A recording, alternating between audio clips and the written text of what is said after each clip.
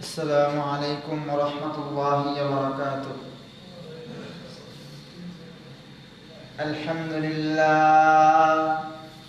الحمد لله وكفى وسلام على عباده الذين اصطفى. أما بعد فأعوذ بالله من الشيطان الرجيم. بسم الله الرحمن الرحيم. يا أيها الذين آمنوا اجتنبوا كثيرا من الظن إن بعض الظن إثم ولا تجسسوا ولا يغتب بعضكم بعضا أيحب أحدكم أن يأكل لحم أخيه ميتا فكرهتموه واتقوا الله إن الله تواب رحيم. صدق الله مولانا العظيم وصدق رسوله النبي الكريم. وقال النبي صلى الله عليه وسلم: الغيبة أشد من الزنا، أو كما قال عليه الصلاة والسلام. بلغ العلا بكماله كشف الدجى بجماله حسنت جميع خصاله صلوا عليه وآله.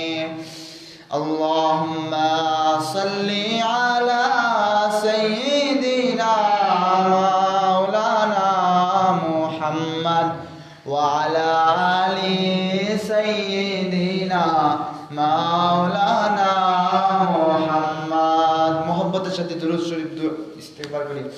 اللهم صل على سيدنا مولانا محمد وعلى آل سيدنا مولانا محمد.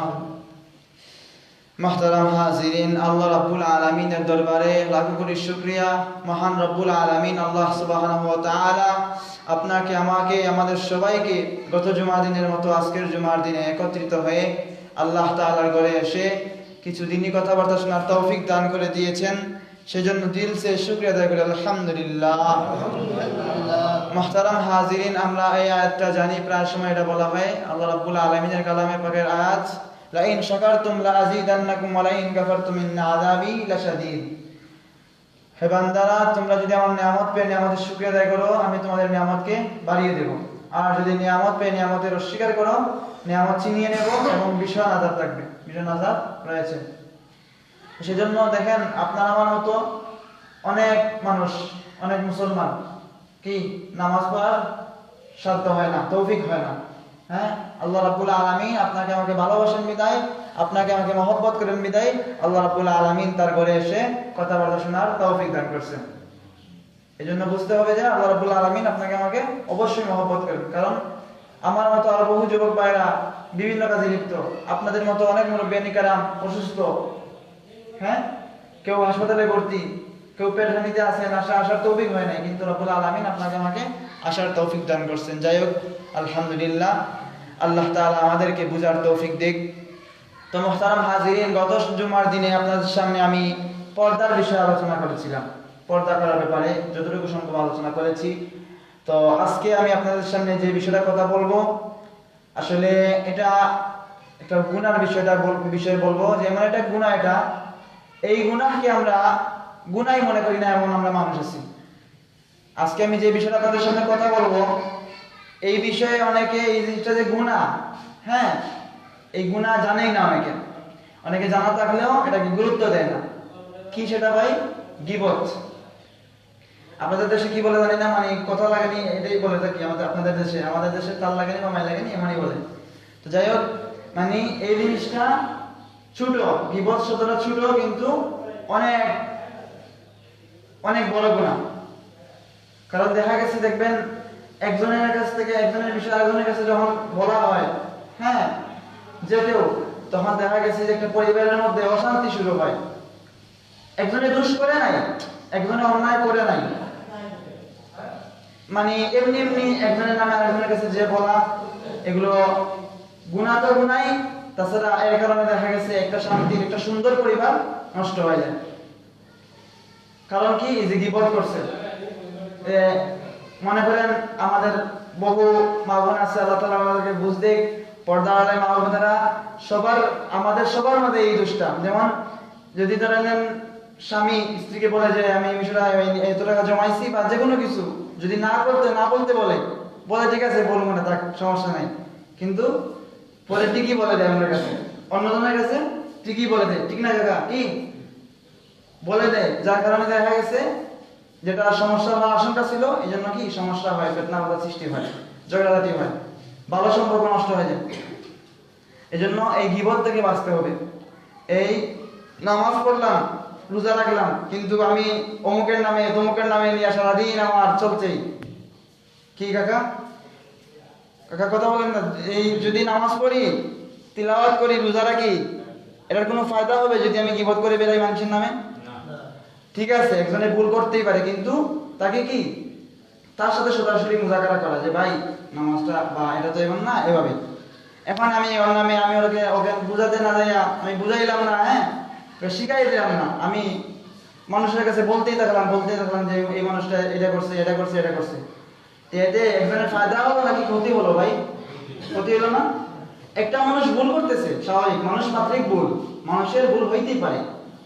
একজনের ভুল আপনার চোখে ধরা পড়ছে, আপনি তার নামে বদনাম না করে, অন্যজনের কাছে না বলে তার কাছে বোঝানোর চেষ্টা করেন, নতুবা আলেম উলামা কোনো হুজুর বা কারো কাছে বলেন যে এই বিষয়টা আপনি বুঝাই দিন, ইনশাআল্লাহ দেবেন জিনিস সমাধান। কিন্তু যদি আপনি যেমনি ইচ্ছা যার তার কাছে আমরা বলতেই থাকি, এটা কি কোনো লাভ হবে না, ফায়দা হবে না, বরং একটা ফিতনা সৃষ্টি হবে, ভালো সম্পর্ক নষ্ট হয়ে যাবে, কোনো লাভ হবে না, ফায়দা হবে না, উল্টো যতটুকু শান্তি ছিল এই শান্তি থাকবে না, ভুল বুঝাবুঝি হবে।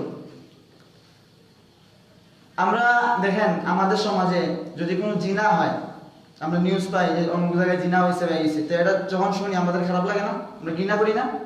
আল্লাহ রাসূল সাল্লাল্লাহু আলাইহি ওয়াসাল্লাম এই জিনার চাইতেও এই গীবত শব্দ অনেক মানে ছোট শব্দ, কিন্তু আল্লাহ রাব্বুল আলামিনের আমাদের নবী মুহাম্মদ সাল্লাল্লাহু আলাইহি ওয়াসাল্লাম হাদিসে পাকে বলেন, আল গীবাতু আশাদ্দু মিনাজ জিনা। মুহতারাম হাজিরিন, একটু আগে বসে, সবাই আগে বসে একটু। তো এই যে গীবত শব্দটা ছোট গীবত, কিন্তু এই গীবতটা অনেক মারাত্মক গুনাহ। মুহতারাম হাজিরিন, একটু চিন্তা করে দেখেন, আমরা যে জায়গায় জিনা জিনিসটাকে অপছন্দ করি, ঘৃণা করি, তো সেই জায়গায় আল্লাহ রাসূল বলছেন এটা জিনার থেকে মারাত্মক গুনাহ, অথচ আমরা এই গুনাহতেই লিপ্ত বেশি। এই গুনাহ এমন কেউ নেই, এমন কোন শ্রেণী মানুষ নেই যে আমাদের মাঝে নাই, ছোট বড় সবার কাছে এই সবার মধ্যে এই গুনাহটা আছে। আমরা শয়তানের দুগায় পড়ে একজনের বদনাম দেখলেই, মানে দেখতে দেরি বলতে দেরি নেই, এই অমুক ওটা করছে, ঠিক কি না? অথচ আপনার আমার উচিত যে একজনে দোষ করছে তাকে বোঝানোর চেষ্টা করা, তার নামে বদনাম করলাম, মুখের কাছে বললাম, এতে কোনো লাভ নেই, উল্টো দুনো পক্ষের ক্ষতি, দুনো পক্ষের একটা ঝগড়া বাধা সৃষ্টি হবে। তো সেই জন্য আল্লাহ তাআলার কাছে খানা চাওয়া, এইসব বিষয়ে সতর্ক থাকা। মনে করেন যে গীবত এটা মানে অনেক বড় একটা গুনাহ। রব্বুল আলামিনের কালামের আয়াত পাঠ করছি আপনাদের সামনে, সূরা হুজরাতের 12 নম্বর আয়াত, যে আল্লাহ রাব্বুল আলামিন বলেন, ইয়া আইয়ুহাল্লাযীনা আমানু ইজতানিবু কাসীরাম মিনাল যান ইন্না বা'দা যান্নি ইসমু ওয়া লা তাজাসসাসু ওয়া লা ইয়াগতাব বা'দুকুম বা'দা। আল্লাহ রাব্বুল আলামিন বলেন, হে ঈমানদারগণ, ইজতানিবু কাসীরাম মিনাল যান। এই যে আমরা অনেক সময় মুহতারাম হাজিরিন, আমরা একজনে দোষ করে নাই, কিন্তু আমরা তাকে ভুল বুঝি, ঠিক না? আমরা ভুল ধারণা করি, যে মানে জেনে না জেনে আমরা মনে করি যে মানুষটা আসলেই মনে করছে, বা কেউ বললেই বিশ্বাস করে ফেলি যে মানুষ মনে করে আসলেই মনে চুরি করছে বা আসলেই মনে অন্যায়টা করছে। আমরা যাচাই করি না। একজনের দোষ যদি কইরাই থাকে, যদি একজন এসে বিচার দেয়, সাথে সাথে তার সাথে অন্যায় না করে তাকে জিনিসটা যাচাই করা যে আসলেই অন্যায় করছে কিনা, আসলেই খারাপ কাজ করছে কিনা। আমরা এটা এতটুকু না করে আমরা কি করি, তার সাথে খারাপ বিহেভ করি, তার সাথে কি করি, তার প্রতি আমাদের ভুল ধারণা হয়, অথচ আল্লাহ রাব্বুল আলামিন নিষেধ করছেন। হ্যাঁ, আল্লাহ রাব্বুল আলামিন নিষেধ করে দিয়েছেন, ইজতানিবু কাসীরাম মিনাজ যন, অনেক ধারণা অনেক অনুমান থেকে তোমরা বেঁচে থাকো, নিজেদেরকে বিরত রাখো। আমরা অনেক সময় ভুল ধারণা করি, হ্যাঁ, অনুমান করি না মানুষটা মানে এটাই করছে, আসলে না, এটা আল্লাহ রাব্বুল আলামিনের নিষেধ। আগে আপনি যাচাই করেন, যাচাই করে যদি দেখেন যে না দোষ করছে এই করছে, তখন যে আপনি একটা বিবেচনা করলেন। কিন্তু জানলেন না, বুঝলেন না, না জেনে না জেনে আমি একজনকে দোষারোপ করলাম, এটা আমাদের ইসলামের কি নিয়ম না। তো সেই জন্য আল্লাহ রাব্বুল আলামিনের হুকুম মানতে পারবো কিনা ভাই? পারবো না ইনশাআল্লাহ। এই গীবত থেকে বাঁচতে কে বলছে? কে বলছে? আল্লাহ। আমাদেরকে সৃষ্টি করছে কে? আল্লাহ রাব্বুল আলামিন। আমরা মানবো কাকে? আল্লাহকে মানবো না? তো রাব্বুল আলামিনের যদি হুকুম মানতে না পারি, আমাদের জীবনটা হতে যাবে, এই সম্পদ, এই কোটি কোটি টাকার কোনো দাম থাকবে না।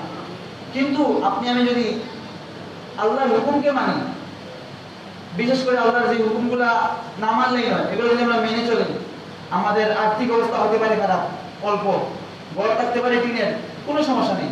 রব্বুল আলামিন কিয়ামতের দিন আপনার আমলের ভান্ডার দেখবেন, আপনার দেখবেন না যে আপনার সম্পদ কতটুকু ছিল। রব্বুল আলামিন দেখবেন আপনার ইমানি পাওয়ার, আপনার নামাজ পড়ছেন কিনা আপনি ঠিক মতো, আপনি হিংসা থেকে বেঁচে থাকছেন কিনা, আপনি গীবত করছেন কিনা, এগুলো আল্লাহ তাআলা দেখবেন। আল্লাহ বলবেন না যে বান্দা তোর কোটি টাকা ইনকাম করছ না কেন, আল্লাহ বলবেন যে নামাজ পড়ছ না কেন। ঠিক কি না ভাই? এই জন্য আল্লাহ রাব্বুল আলামিনের হুকুম আহকাম মানার চেষ্টা করা, যারা জানি না জানার চেষ্টা করা, আর যারা জানি এর উপর আমল করা। না এখানে শুনলাম, ওয়াজ শুনলাম, হুজুরে বললো চলে গেলাম, আমল করলাম না, মানলাম না, এতে কোনো লাভ নেই। জানলাম, শুনলাম, এর উপর কি আমল করতে হবে। জানা মানে মুমিন না, আমল করা, মানতে পারাটা হচ্ছে কি মুমিনের পরিচয়। আল্লাহ রাব্বুল আলামিন আমাদেরকে বুঝার তৌফিক দেন। মুহতারাম হাজিরিন, আল্লাহ রাব্বুল আলামিন বলেন ইন্না বা'দা যান্নি ইসমুন, নিশ্চয়ই কিছু কিছু ধারণা, কিছু অনুমান কঠিন গুনাহ। ওয়ালা তাজাসসু, হ্যাঁ, আর তোমরা এই ভুল ধারণা থেকে বেঁচে থাকো, ভুল ধারণা করো না, মানুষকে দোষারোপ করো না। ওয়ালা ইয়াগতাব বা'দুকুম বা'দা, আর তোমরা একে অপরের প্রতি দোষারোপ করো না, তোমাদের গোপন বিষয়ে সতর্কতা করে এইসব বিষয়ে। আইয়ুহিব্বু আহাদুকুম আইয়াকুলা লাহমা আখিহি মাইতান ফাকারিহতুমু। মুহতারাম হাজিরিন, এই গীবতের ব্যাপারে আল্লাহ রাব্বুল আলামিন এমনও বলছেন যে আইয়ুহিব্বু আহাদুকুম আইয়াকুলা লাহমা আখিহি মাইতান, যে গীবতের সাথে আল্লাহ তাআলা এমন মিলাইছেন যে আপনার আমার আপন ভাইয়ের আপন ভাই। মুহতারাম হাজিরিন, একটু মনোযোগ দিয়ে শুনবেন কথাগুলো, যে মৃত ব্যক্তির গোশতকে আপনি পছন্দ করবেন খাওয়া? পছন্দ করবেন? আপনার আপন ভাই মারা গেছে, এই মারা যাওয়ার ভাইটা কি গোশত খাইতে পছন্দ করবেন? তো আল্লাহ রাব্বুল আলামিন এই গীবতকে বলছেন, গীবতকে তুলনা করছেন যে গীবত থেকে আমাদের বাঁচতে হবে। এই গীবত কখনো করা যাবে না, গীবত মারাত্মক গুনাহ। এটা যদি মাথায় রাখি ইনশাআল্লাহ জীবন সুন্দর। আর যদি না এটা না বুঝি, এই গীবত জিনিসটাকে আমরা এড়িয়ে চলি, না জীবন অমুক মানে নামে কথা বলে কি হয়েছে, সমস্যা কি? না, আল্লাহর ভয় থাকতে হবে। এই যে আল্লাহ তাআলা গীবতের সম্বন্ধে আয়াতে বলছেন, এরপরে কি বলতেছেন? গীবতের ব্যাখ্যা আল্লাহ তাআলা বলার পরে কি বলতেছেন? ওয়াত্তাকুল্লাহ, আল্লাহকে ভয় করো। কাকে ভয় করো ভাই? কাকে ভয় করো? কিছু বলেন না, আল্লাহকে ভয় করো। আল্লাহকে ভয় করবো তো ইনশাআল্লাহ, আল্লাহ তাআলাকে ভয় করবো। নামাজ রোজা সব ব্যাপারে আমি যদি একজনের টাকা মেরে দেই, আমার আল্লাহ আছে, দেখতেছে না? আজকে দুনিয়ার মানুষ দেখতে না পারে, আল্লাহ দেখবে না? আমি যদি গীবত করি, আল্লাহ দেখবে না? দেখবে কি না? তো সেই জন্য আল্লাহ রাব্বুল আলামিনকে সব সময় নলেজে রাখা, যে না মহান রাব্বুল আলামিন একজন আছেন। আজকে আপনি দুনিয়ার মানুষের কাছ থেকে বেঁচে যেতে পারেন, বাঁচতে পারেন, কিন্তু রাব্বুল আলামিনের কাছ থেকে কারো বাঁচা সম্ভব না। আজ হোক কাল হোক, আল্লাহর কাছে তারা দিতেই হবে। বাংলা একটা কথা আছে না, যেমন কর্ম তেমন ফল। আল্লাহ রাব্বুল আলামিনের হুকুম মানবেন না, শান্তির জীবন চাইবেন, অসম্ভব, অসম্ভব। যদি আল্লাহর হুকুম মানেন, হ্যাঁ, জীবন সুন্দর ইনশাআল্লাহ। তো মুহতারাম হাজিরিন, আল্লাহ রাব্বুল আলামিনের এই হুকুম আহকাম আমরা মানার চেষ্টা করব, মেনে চলার চেষ্টা করব। আর আল্লাহ তাআলার কাছে তৌফিক চাওয়া, আসলে দেখেন আমরা যতই চাই না কেন, যতই কথা শুনি না কেন, যদি আমরা নিজে থেকে না চাই, আমরা সিরিয়াস না হই, তাহলে যতই বয়ান শুনি, যতই কথা শুনি, যতই ওয়াজ শুনি, লাভ হবে না। আমার নিজের ইচ্ছা থাকতে হবে। না আমি যদি মনে করি যে আমার নামাজ পড়তেই হবে, ইনশাআল্লাহ পারবো। কেন? যারা নামাজ পড়তে আসে ওনারা পড়তেছে না? ঠিক আছে, কথা বলেন না। যারা নামাজ পড়তে আসে মুসলিম কেন, ওনাদের কাজ নাই? ওনাদেরও কি কাজ আছে, কিন্তু ওনারা মন থেকে চান না আমার নামাজ পড়তে হইবে। এই জন্য এত সুন্দর মসজিদ বাড়ির সামনে, সবাই সিরিয়াস হবে না, ইনশাআল্লাহ আল্লাহর হুকুম আমি মানতেই হবে। আমার যত বাধা আসুক, যত আপত্তি আসুক, আল্লাহর হুকুম আমি মানতে কি করবো না, ইয়ে করবো না, আল্লাহর হুকুম আমাকে মানতেই হবে।